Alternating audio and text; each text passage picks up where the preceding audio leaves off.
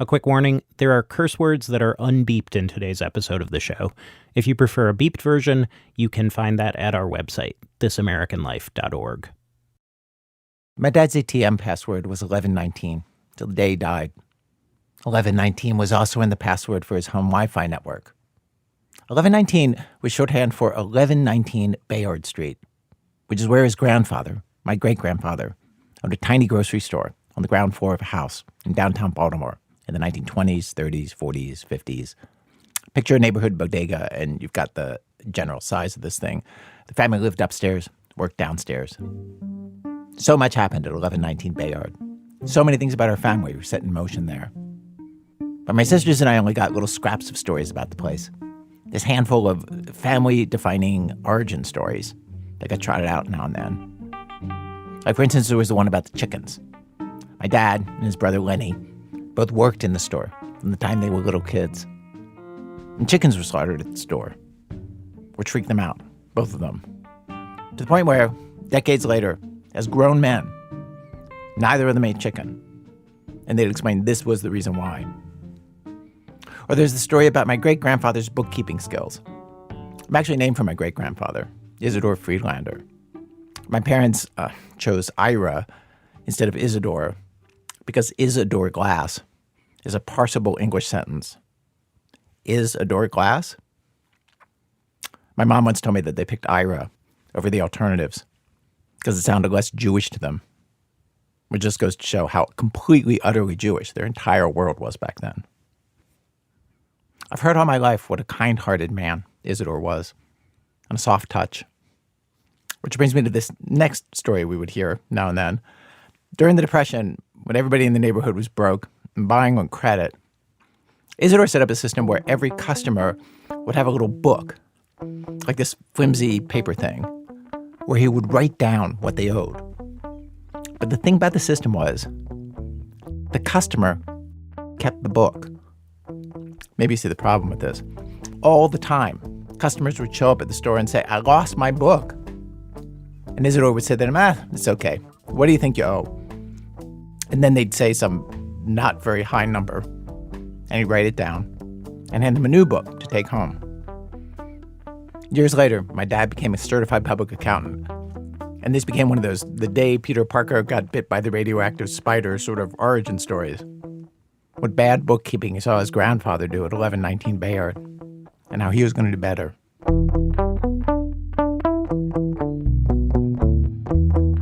I'm sure some good things happened at 1119 Bayard, but those stories didn't get passed down. We heard painful things. My dad was miserable working there, so was his brother.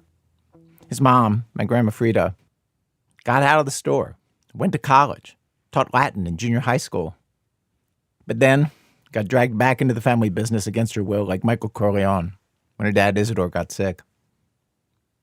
I visited 1119 Bayard, I don't know, maybe half a dozen times in my life. A dozen times. Usually it would happen when my Uncle Lenny came to town.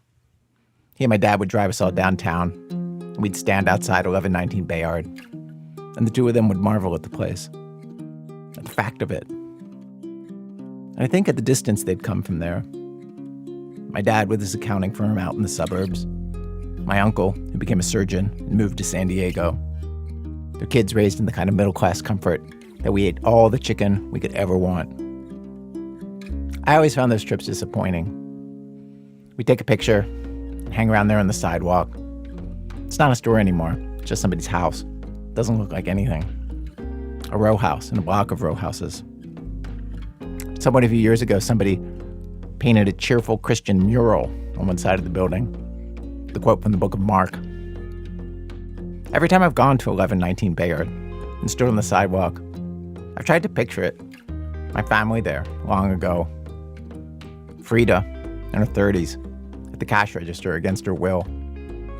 My dad as a little boy opening boxes and putting stuff on shelves. I'm not great at that kind of thing. It's like trying to summon ghosts with a Ouija board. And the little pointer refuses to budge.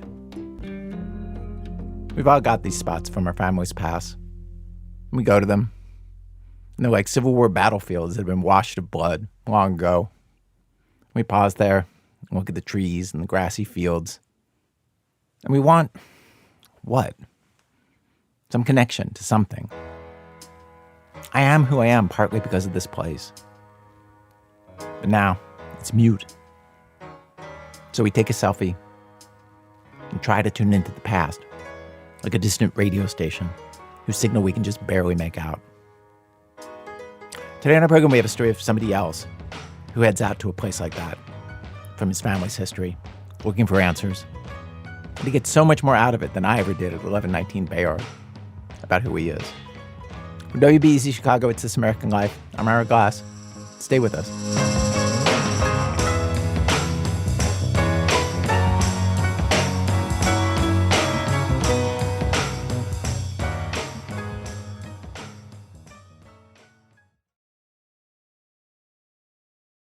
It's This American Life.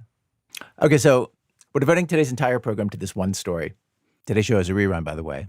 It's by Boen Wang, who we've had on our show before. He's a producer whose work has its own very distinct sound and feeling. That's one of the things that we on our staff really like about him. Here's what he put together today for you. August 1989. My dad is in an airport. He's flown from Beijing to Tokyo to San Francisco to Denver to Oklahoma City, almost missing his flight multiple times because he can't understand the announcements in English. He is here to get a PhD from the University of Oklahoma. He's here for a new life. A life where he doesn't sit chain-smoking cigarettes at his boring job in a Jeep factory, while living in a tiny room with no running water, or heating, or cooling. He wants a life where something changes. It's the middle of the night in the Oklahoma City airport. He had sent a letter to the university with the date and time of his arrival, so that someone could pick him up. He scans the crowd, looking for someone holding a sign with his name on it, but finds no one. One by one, the crowd thins out, until my dad is stuck in the middle of this airport, in the middle of this foreign country. A stranger in a strange land. Attention airport, there's a final boarding call for the airline flight 3882. So you were alone? Yeah, I was alone, and I was looking for someone to pick me up, but all the passengers left, and no one stayed around, and no sign for picking me up. So as I was trying to leave, thinking what I'm going to do. And then this nice gentleman approached me. This nice gentleman, the first white American my dad ever talks to, introduces himself as Dave. Dave isn't his real name. I changed it to protect his privacy. And he comes here to pick me up. He's about the same height, and he wear glasses. He has a very warm smell. A warm smile. Yeah, he smells warmly, and said he's going to take me. So I was so happy to see him. Dave takes my dad to his car and drives half an hour south to his home in Norman, the college town that surrounds the University of Oklahoma. My dad meets Dave's wife, and finally, having reached the end of his Trans-Pacific ordeal, he told me to sleep in this room, so I took a shower and went to sleep. Dave is a Christian, the leader of a local church's Chinese ministry. Dave gives my dad a Bible, the first English-language book he studies from cover to cover, and invites him to a weekly Bible study and Sunday service. In time, my dad will accept Christ. So will my mom, after she arrives in America later that year. My parents will raise me and my older sister as Christians. We will attend church every Sunday, in Oklahoma and then in Philly, where my dad finds a job and where I grow up.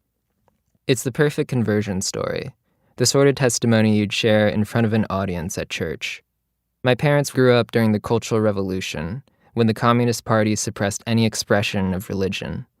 They were atheists by default. Their conversion here in America goes against everything they learned in China. The only problem with this story is me.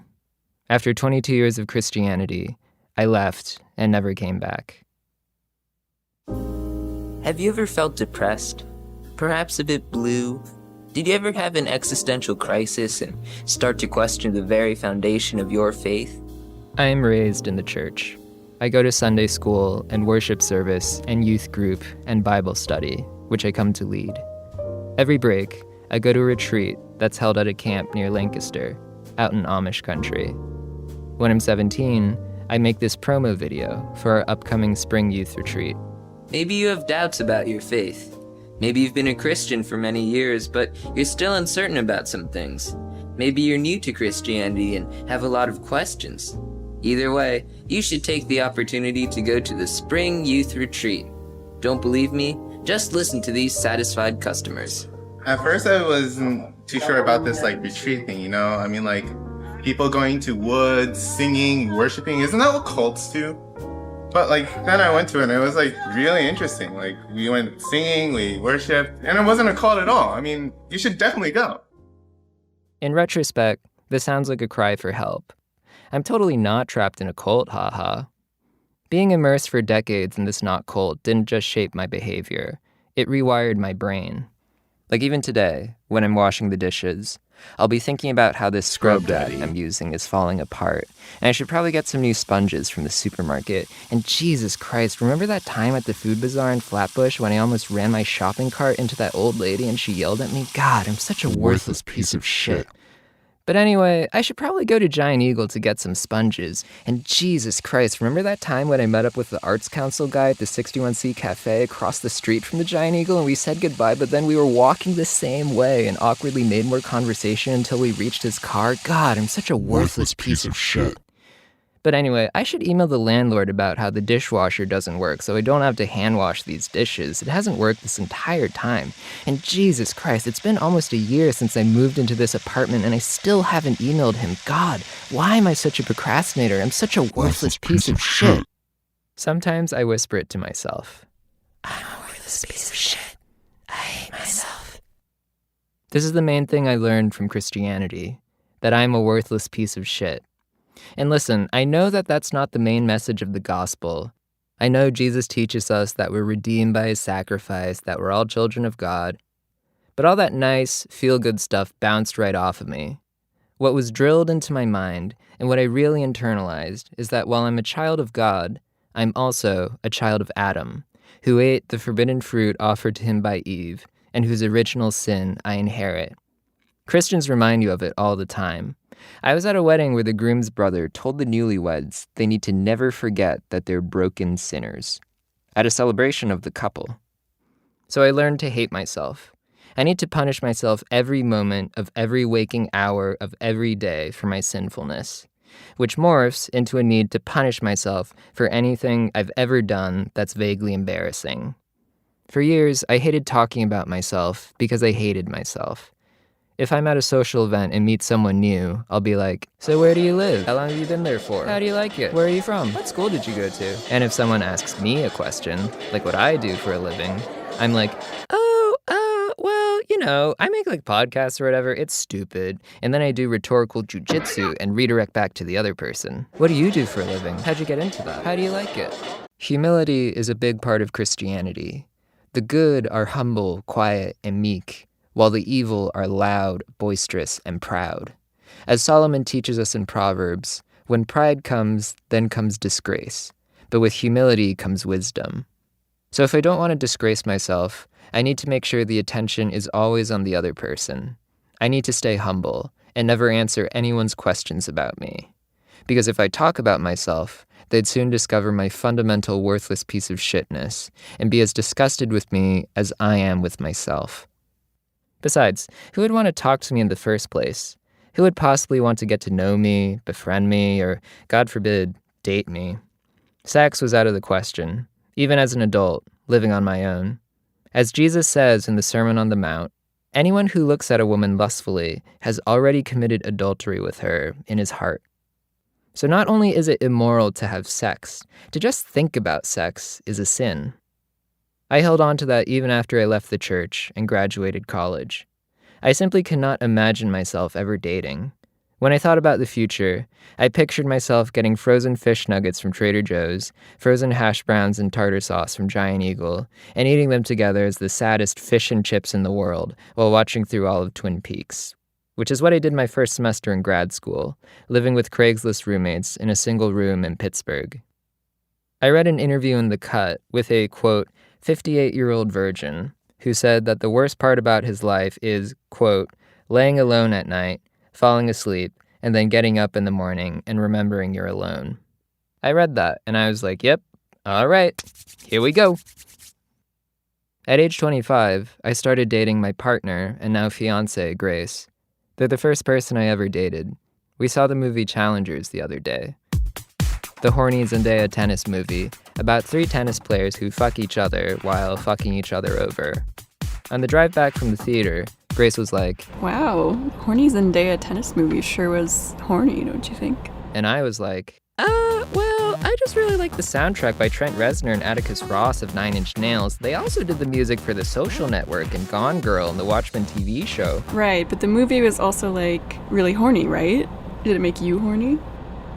Maybe. I don't know. It's just that 9 Inch Nails actually released an album of instrumentals in 2008 entirely through a Creative Commons license, so you don't have to pay any licensing fees. I actually use some of their songs in my podcasts. Boen, did the horny Zendaya tennis movie make you horny? Why are you being so immature about this? I don't know what exactly happened in this moment, but I felt like a child. I felt swallowed by an overwhelming feeling of shame. Shame about sex, about sexual desire, and simply being a sexual being, for having a body. For a long time, I wish I didn't have a body, that I was a floating consciousness, freed from the shame and guilt of the flesh. It's been 7 years since I left Christianity, but the effects are still there. These mental grooves are so well worn at this point, it's basically instinct. Where does my fucked upness come from? Well, I think I can trace all of this back to my dad at the Oklahoma City airport. The story of my dad waiting for someone to pick him up at the airport has taken on an almost mythological significance to me. This moment that sealed my fate years before I even existed. Because as he stood in the terminal, he also stood at a crossroads. Is there an alternate reality where Dave doesn't pick him up and someone else does instead? Someone who isn't a Christian, and my dad never converts, and my life is so much better as a result. I was born in Oklahoma and moved away when I was 2.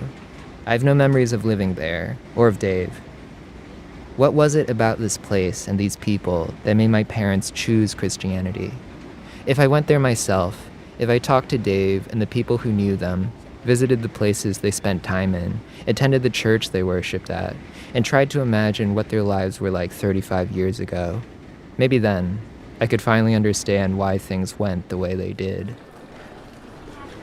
Okay, I'm standing in the Oklahoma City airport. I had this idea where I would stand where my dad stood, looking around for someone to pick him up, but I don't know exactly where that would be. I seem just tired and want to lay in a bed. I think I'll go do that.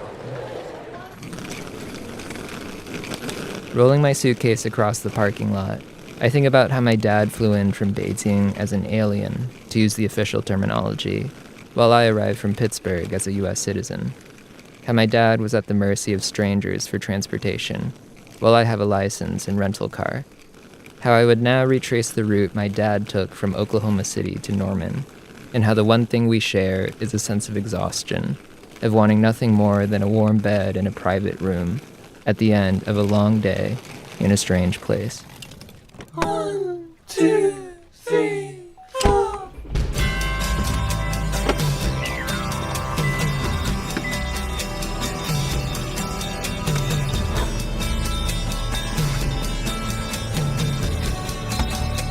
Do you remember what you saw looking out the window? I think it's just highway. It's dark outside. Red Lobster, Chick-fil-A, McDonald's. Just naming chain restaurants here. All lit up in neon signs. Highway signs. Get off, get on, exit, I-35. Continue on I-35 south, 13 miles. There we go. University of Oklahoma is our exit. And then we went along and we got to Norman.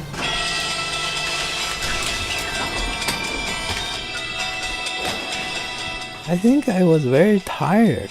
I fell asleep quickly.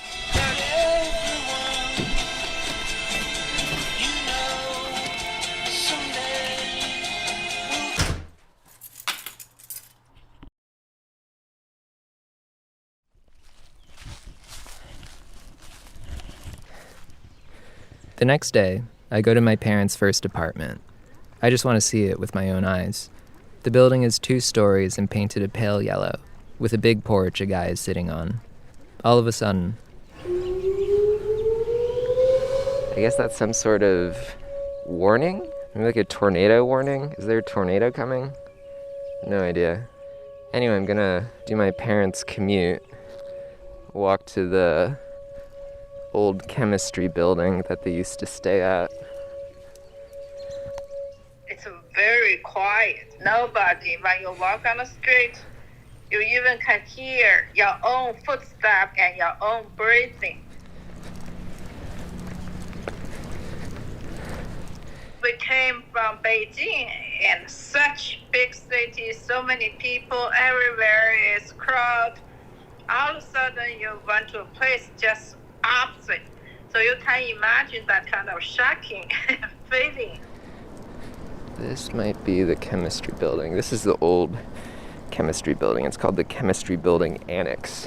I kind of feel very lost and have no sense of being anchored to any spot because I feel I'm just parachute to the place in the middle of nowhere. I don't know anyone.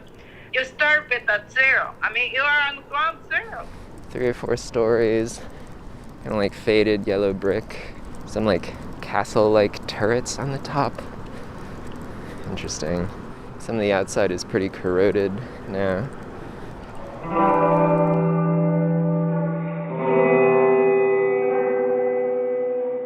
When you said like you just like parachuted into this place and you had zero, you were started at 0, you had nothing. Do you think that's why like you relied so heavily on the church? I think so, because you all of a sudden lost your, you don't have a gravity.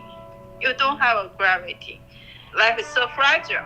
That's how I felt. Things could be happening in a second, just turning upside down. I visit the campus library and find physical copies of my parents' PhD dissertations. My mom's is titled Formation and Characterization of Anchored Polymer Coatings on Alumina.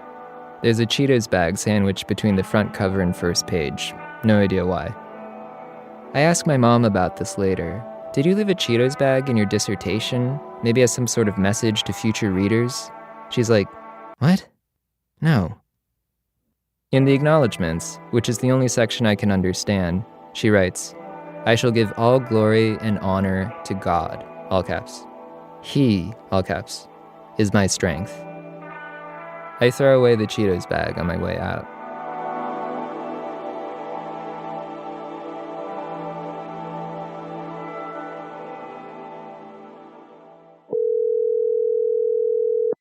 The first person I talked to in Oklahoma is Dave, the nice gentleman with the warm smile who took my dad in and brought him to Christ.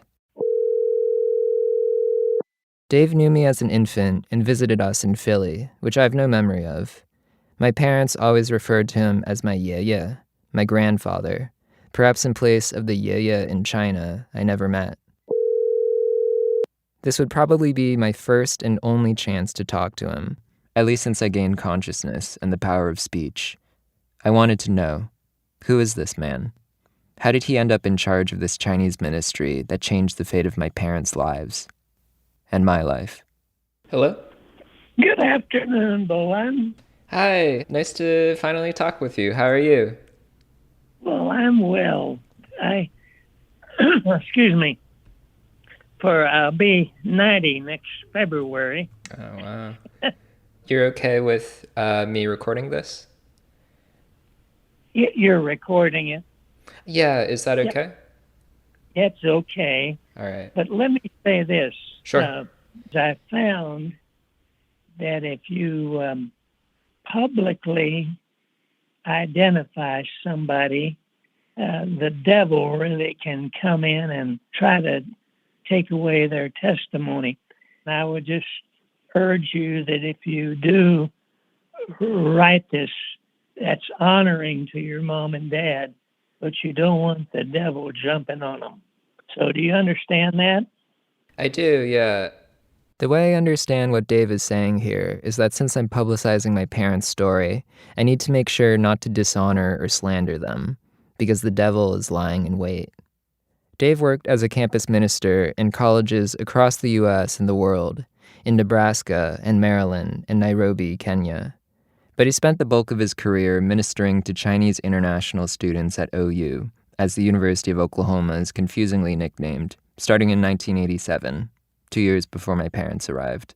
Did you have any sort of prior knowledge of China or Chinese culture or the language or anything like that? Well, no. When the Chinese started coming over here from mainland China, they had never been in a church. They had never met a Christian. They had never seen a Bible. But they came over here wanting to know our culture. It sounded like he almost stumbled into this role. He saw a new population at OU, many of whom were already curious about Western culture and Christianity, and he was happy to oblige. It was clarifying for me to learn that Dave had been a missionary in Kenya. I've come to think of him as a sort of domestic missionary, serving people from outside the U.S. within the U.S. I think it's somewhere close to 450 Chinese, closer maybe even to 500 during that time over the years. We didn't rush them. We didn't want them to become Christians to please us. But we would love them. We'd take them on trips. We'd have Bible study with them. Among these acts of love were practical things, like picking my dad up from the airport. My mom came 4 months later. Dave picked her up as well. At that point, my dad was ready to convert. Dave and his wife came to my parents' apartment. My dad got on his knees, prayed to accept Jesus into his heart. And then your dad looked up and smiled, and he said, "This wasn't as hard as I thought it would be." And he was really happy. And I looked over at your mom, and she was crying.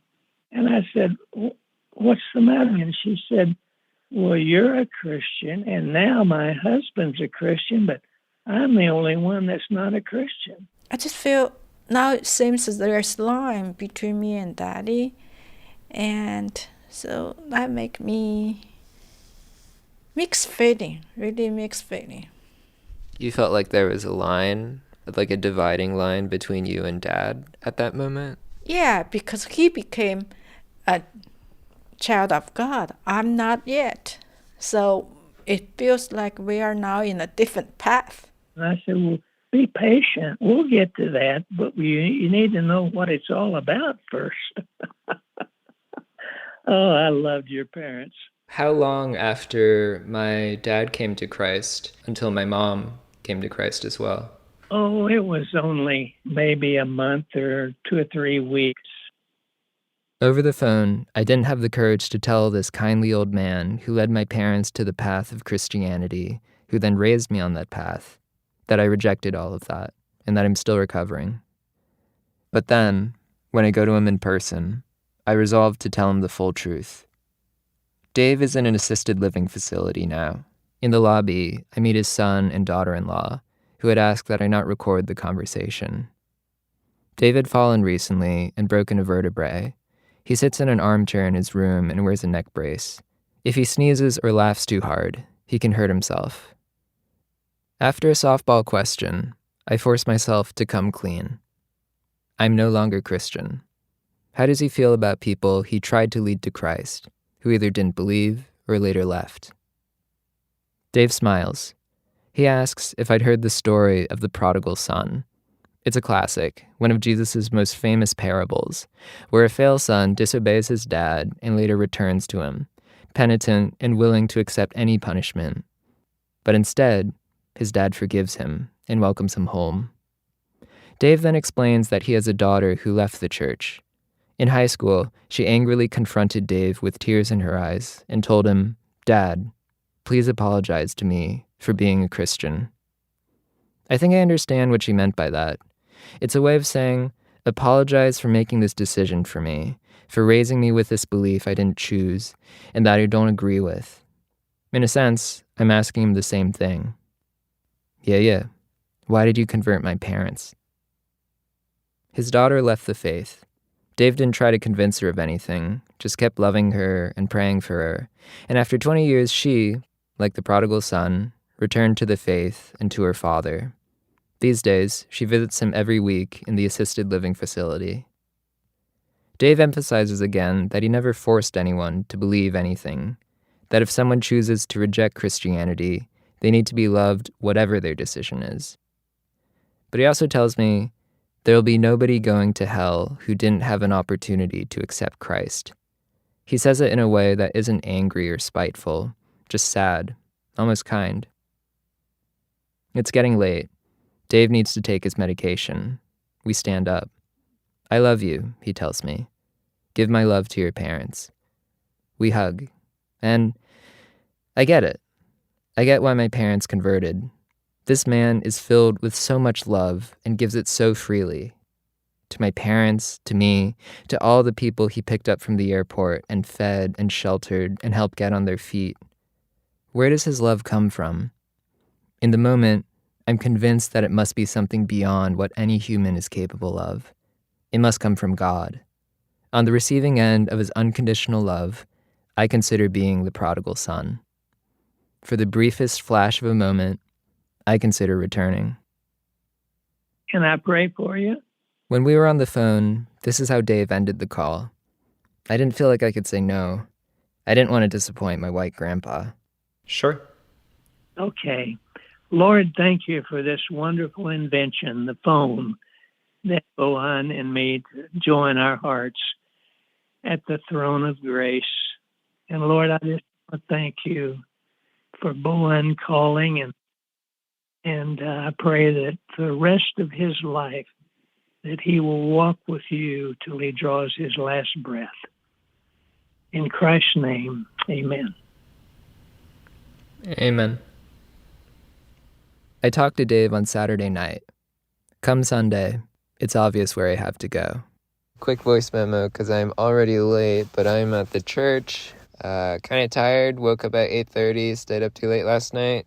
Already late, but gonna go to this Mandarin Sunday school. We'll see how it goes. This is the church where Dave led the Chinese fellowship, the one my parents attended, and that I attended as an infant until we moved away when I was 2. What did this place mean to them? These are people who had zero experience with organized religion. What do they get from going? The Chinese fellowship is now run by 7 people. 7 Daves, in other words, 3 of whom are Chinese and 4 of whom are white. I spoke to one of the new white Daves over the phone, who told me that I could record the service. But a few days later, while I was cooking butternut squash risotto, he called again and told me he had found a podcast called Jesus Wept.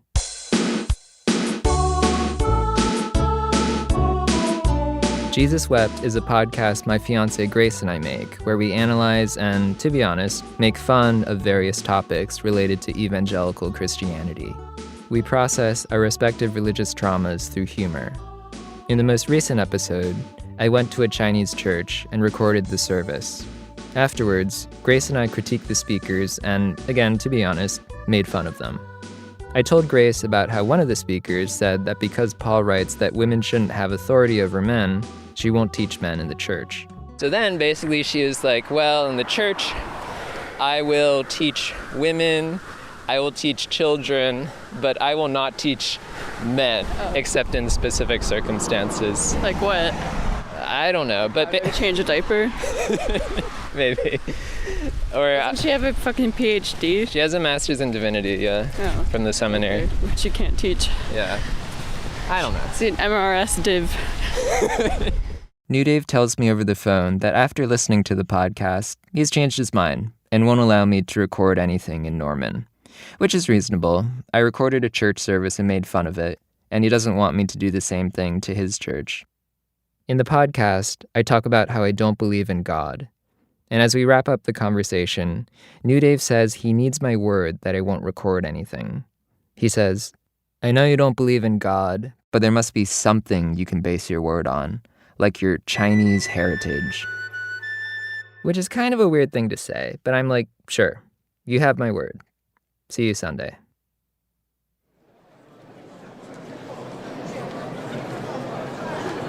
When I enter the church, New Dave is waiting in the lobby. I shake his hand and tell him I'm not recording. That was a royalty-free sound effect from freesound.org. Although I do have the pink notebook I'd bought from Target for $3. We walk past an armed guard to the gymnasium, where the Mandarin Sunday School is held. It seems notable that the Mandarin Sunday School isn't in a dedicated classroom, but an echoey gym with a basketball court. New Dave introduces me to a group of Chinese immigrants sitting around a folding table. They ask if I can speak Chinese. I say I can understand it okay, but not speak it that well. New Dave is like, there's that phrase, ABC. And I'm like, yep, that's me, American-born Chinese. As a side note, I really hate the phrase ABC. Just call me Chinese American. Anyway, New Dave says that since he can't speak Mandarin, he's going to leave us to it. It's nice to be away from white people, at least for a little bit, to talk among ourselves in the language I associate with family, home, love. My parents must have really craved that when they first came here. Where else could they find a Chinese community in this small town in Oklahoma? Someone later tells me that this church is usually the first stop for new Chinese immigrants. People from church are willing to give rides to the supermarket, furniture for apartments, help with taxes, and all sorts of essential services. My mom still uses a set of bowls that Dave got for her.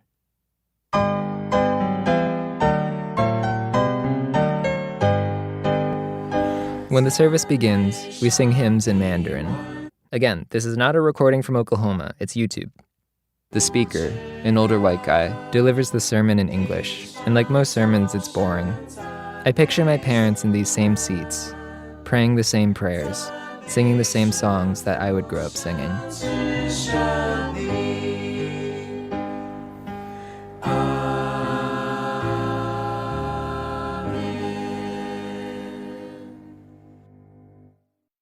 Boen Wang. Coming up, Boen flies home and considers the question, maybe it wasn't Christianity that messed him up as a kid. That's in a minute on Chicago Public Radio when our program continues. This is American Life from Ira Glass. Today's program, Children of Dave, Boen Wang's pilgrimage to finally understand why his parents decided to become Christians when they arrived in America. Today's show is a rerun. We pick up our story where we left off before the break. When I fly home to Pittsburgh and tell Grace about going to my parents' church and meeting Dave, they point out that maybe I'm just blaming Christianity for my own problems. Maybe Christianity is just my excuse to hate myself. It gave my self-loathing a shape and structure, but it isn't the root cause. Maybe I would have hated myself no matter what. Maybe it doesn't matter what path my dad chose at that crossroads in the Oklahoma City airport. If he never met Dave and never believed, maybe I'd still have the same self-loathing. If I grew up communist, like my parents, maybe I'd be like, ugh, I'm such a bourgeois, capitalist, worthless piece of shit. I need to write another self-criticism and do another struggle session. Thankfully, I can answer the question of whether I'd hate myself if I hadn't been raised Christian, by comparing myself with my high school friend Andrew. Andrew grew up in the same suburb of Philly as me. His parents are highly educated Chinese immigrants. We attended the same school district and have the same circle of friends. But he was raised by atheist parents who were never interested in Christianity or church. I asked my mom one time, I was like, have you ever been to church? And she's like, oh yeah, of course we've been to church. And then what she really meant was that we walked into a church one time and then walked out. So I sit Andrew down and tell him that I want to conduct a science experiment where you're the atheist control group and I am the ex-Christian test subject. Okay, I understand that we have a sample size of 2, but just humor me. Andrew has lived the life I always imagined, a life without church or youth group or Bible study or retreats near Lancaster, out in Amish country. And so my question is, in this alternate atheist reality that Andrew was raised in, Does he also struggle with self-loathing? Does he not like himself? I don't like myself. Okay, all right, well, fine. But does he dislike himself the same amount as I do, in the same way? Does he do the thing where I ask someone endless follow-up questions, and if they ask me something, I do verbal jujitsu and redirect it back to them because I hate talking about myself, because I hate myself? So familiar. I could say those exact same words, and that's exactly what I do. Like if Andrew is meeting one of his colleagues for the first time, he'll be like, what department are you in? How long have you been in the university for? What kind of research are you doing? What's your lab like? Who are you working with? And if someone asks Andrew a question, like what his research is, he'll be like, oh, I work in biostats, and then I just call it a day. I just make sure as hard as possible that they don't ask me any questions. I don't want to talk about it. Andrew didn't even have to grow up Christian to hate himself, and for his self-hatred to manifest in the exact same way. So where is this coming from? Andrew doesn't believe in sin or God. Why do we hate ourselves, even though we were raised with such different beliefs? Well, Andrew thinks the answer might be right in front of us. I wonder, with the science experiment, maybe the main thing that's balancing us, that makes us comparable, is a second generation upbringing. Our parents are from a very specific cohort of people who grew up during the Cultural Revolution, went to the best colleges in China, went abroad to get STEM PhDs, and got well-paying jobs in academia and pharmaceuticals and biomedicine.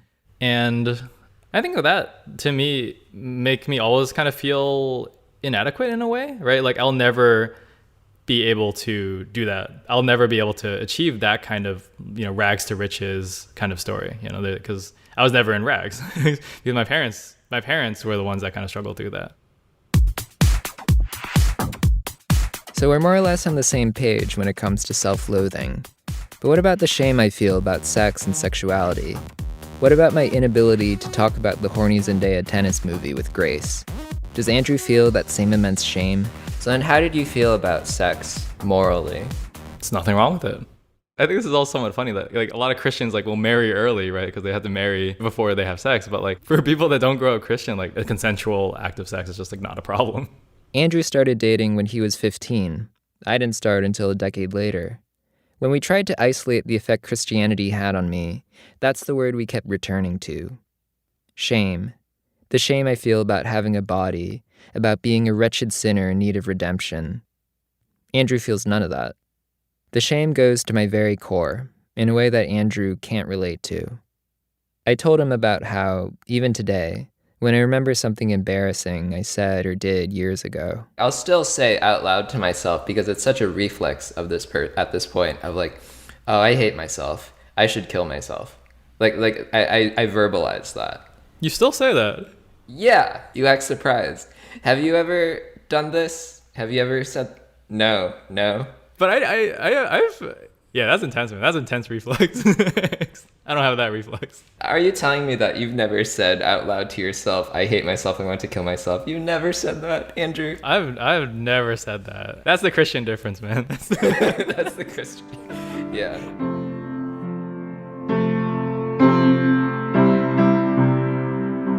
The Christian difference is a belief that my existence is fundamentally wrong. The Christian difference is a need to punish myself for my existence. I don't regret being raised Christian. I wouldn't be who I am today otherwise, and I'm incredibly grateful for everything my parents have done for me. But in this one aspect, I know I would have experienced less pain if my dad had stood at that crossroads in the Oklahoma City airport and chosen a different path. I never told my parents about the damage Christianity caused me. I didn't want to make them feel bad or think I was blaming them. I didn't want to seem ungrateful.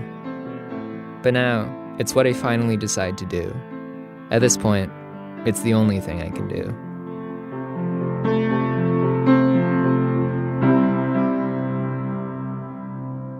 I was actually damaged by going to church and being raised in church. Does that make sense? Do you understand that? It's heartbreaking to realize. And of course, whatever happened in the past, it's gone. It's a past, right? But I just feel that we could have done better. Really? Why do you feel that way? Because we really didn't check and how you receive the information. We didn't really talk to you that much, and we just receive automatically without checking. And we just blindly believe everything what church teaches is right.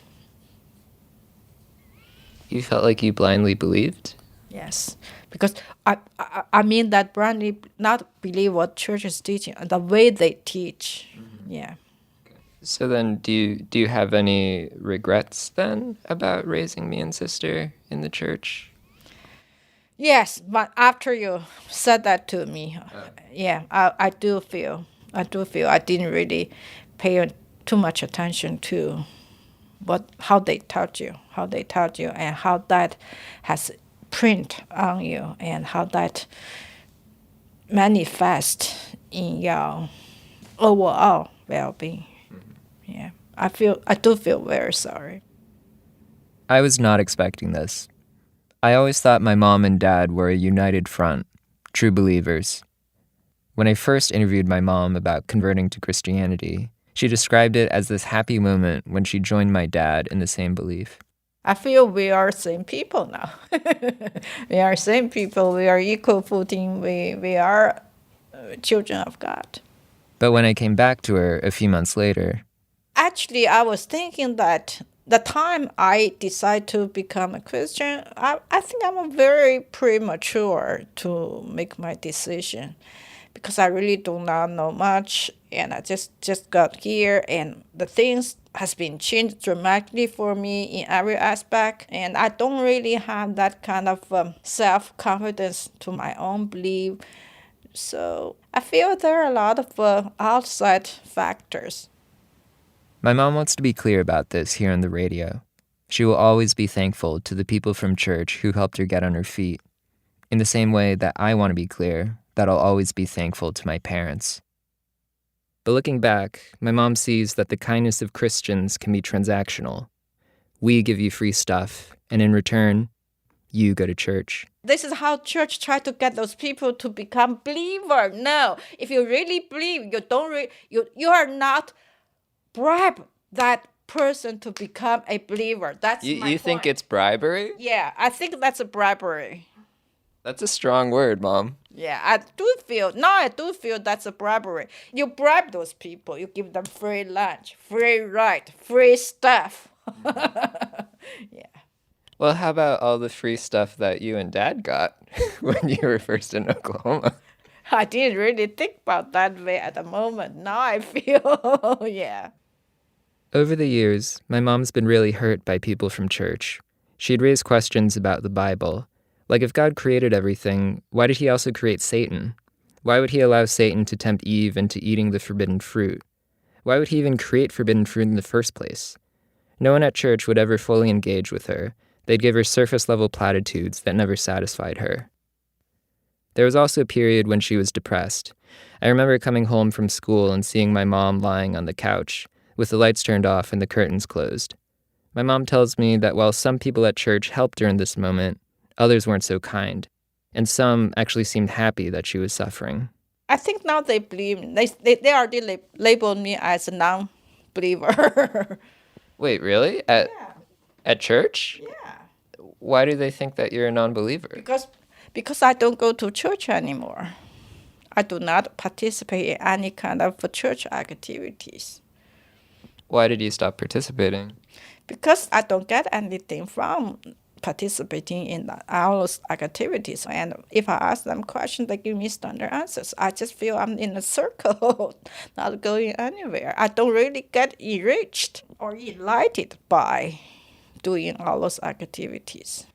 She hasn't been there since the pandemic shut everything down, and is much happier for it. But as my mom withdrew from church, my dad got even more involved. He became a deacon and spent more and more time at church functions and less time at home with his family. If someone needed a ride to the supermarket, he would do it. If someone needed a ride to the airport, he would do it. My mom was not happy about this. I feel he's like a robot. He just does it automatically whenever someone from all directions. So one point, to the point that he completely crazy. So that is time I think the church can destroy a family. church can really destroy family, because when you are not really thinking on the same level, at the same level, on the same page, and you kind of just go apart. So do you feel like church almost destroyed our family? To the point. Really? Yes. I was really, really upset at one point. So my mom finally put her foot down and gave my dad an ultimatum.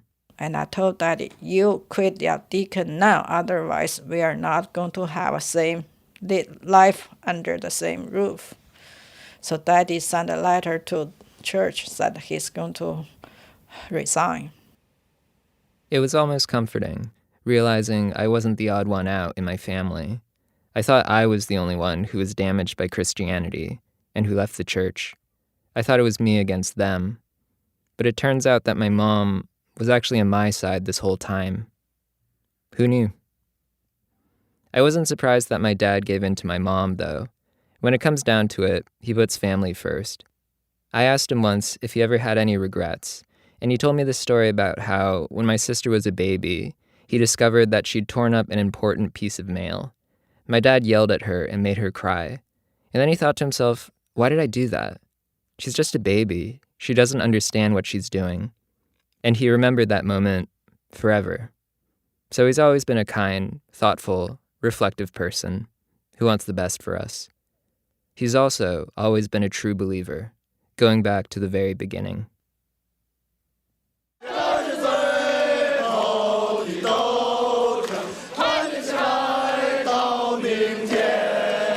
June 1989.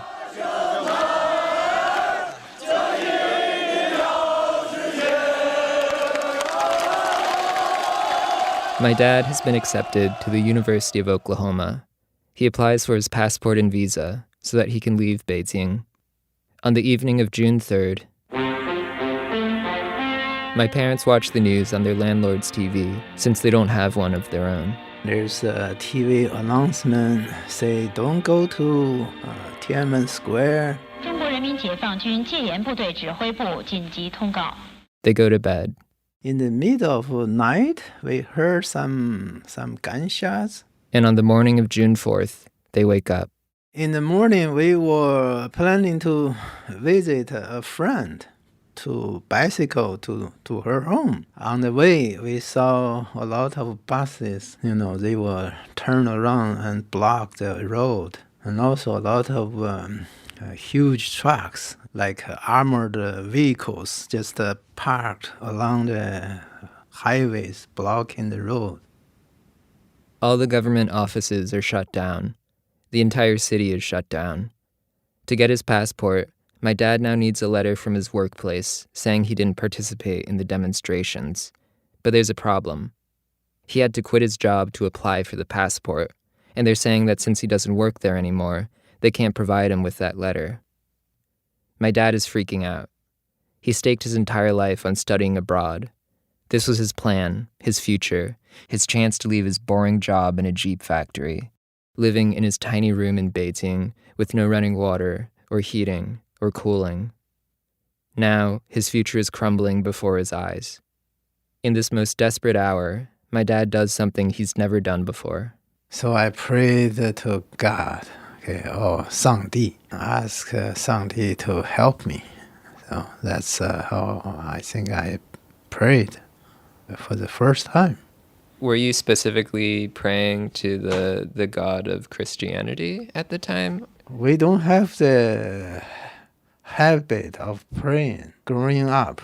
We don't have the habit of praying or talking to a God or something. So it just came natural, I just lying on bed and say, oh, God, help me. I never knew this story. I thought my dad's first encounter with God was in America. But 2 months earlier in Beijing, my dad naturally and spontaneously cried out to a God he didn't yet know or believe in. And then when his workplace finally gave him the letter that allowed him to leave China, it had to be God answering his prayer. So my dad was already primed to believe. And when he came to America, he would have encountered a Christian eventually, inevitably. So I think in my case, I will meet someone else, and I will came to the faith. Yeah. You would have eventually been exposed to Christianity, and you would have always, after having considered it, accepted it. Is that right? Yes. Why?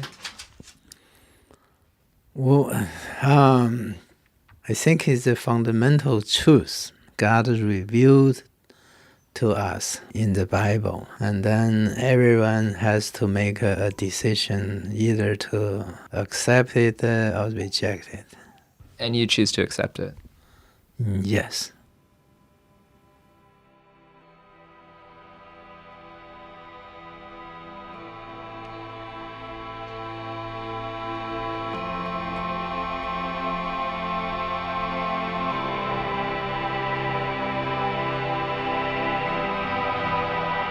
When my dad stood at the Oklahoma City airport, waiting for someone to pick him up, I always thought that he stood at a crossroads.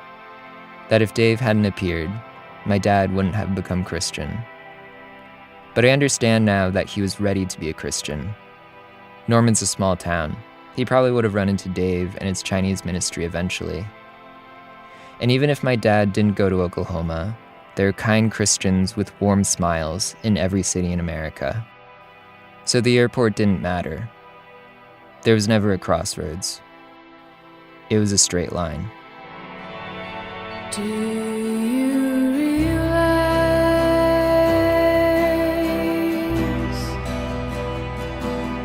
that you have the most beautiful face? Do you realize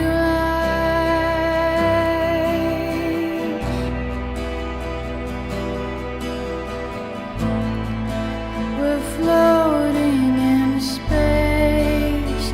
Do you realize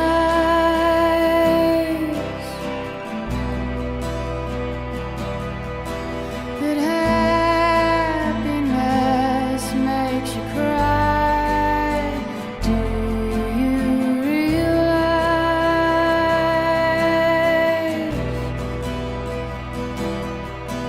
that everyone you know someday will die? That story by Boen Wang. He's an audio producer and adjunct instructor living in Pittsburgh with his fiancée, Grace Gilbert, who came up with the title for today's episode. Boen's website is boen.cool. That's BOEN.cool. In the years since we first broadcast today's story, Dave has died. Well, Rogan was produced today by Lily Sullivan. The people who put together today's show include Thea Benin, Michael Kamate, Henry Larson, Seth Lynn, Catherine Raimondo, Safia Riddle, Ryan Rummery, Alyssa Shipp, Elise Spiegel, Christopher Sutala, and Matt Tierney. Our managing editor is Sarah Abdurrahman. Our senior editor is David Kestenbaum. Our executive editor is Emmanuel Berry. Help on today's rerun from Stone Nelson and Angelo Gervasi. Also Adam Kozma at Beatone Studio in Budapest. Special thanks today to Rebecca Curtis at the University of Oklahoma, Ah-Sin Hua, Jenny Lin, Man-Hung Liu, and Jesse Nas and Greta Ziwi at Red Cayman Studios. Our website, thisamericanlife.org, where you can stream our archive of over 850 episodes for absolutely free. This American Life is delivered to public radio stations by PRX, the Public Radio Exchange. Thanks as always to our program's co-founder, Mr. Tori Malatia. You know, he is the worst babysitter I have ever seen. Baby won't go to bed, starts crying. Tori's technique? He leans into the crib, looks into the baby's eyes, and says, Why are you being so immature about this? I'm Eric Glass. Back next week with more stories of This American Life.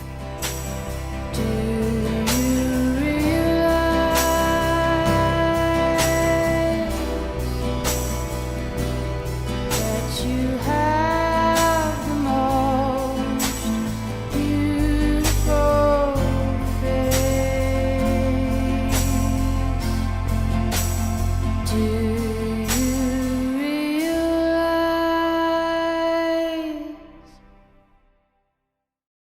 Next week on the podcast of This American Life, Alicia was out of a job when she started making wigs for pets. And she decided this is going to be my thing, which Worked. He said, okay, let me see him. And I put him on the desk. The first thing he said was, great, I'd like to place an order. Let's launch at Halloween. That good news turned out to be not entirely good news. Next week on the podcast, on your local public radio station.